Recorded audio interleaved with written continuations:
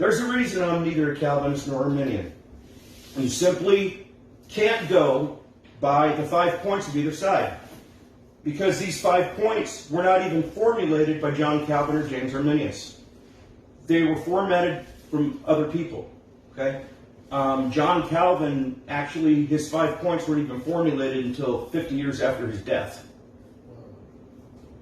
And they were a response to the 5 points of Arminianism that James Arminius didn't codify either.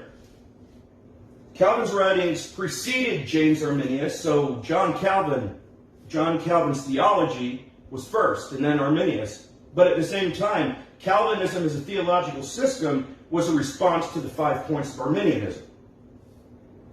And if you read the works of John Calvin and James Arminius, you come to the conclusion that they agreed on more than they disagreed, and a lot more than you might think. As a matter of fact, if you read what Arminius said about the depravity of man, and you read what Arminius said about the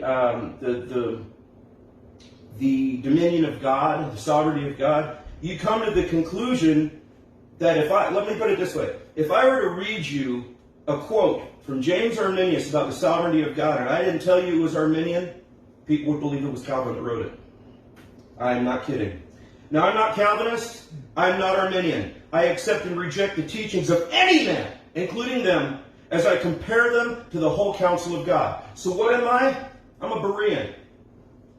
These were more noble than those in Thessalonica, in that they received the word with all readiness in mind and searched the scriptures daily, whether those things were so.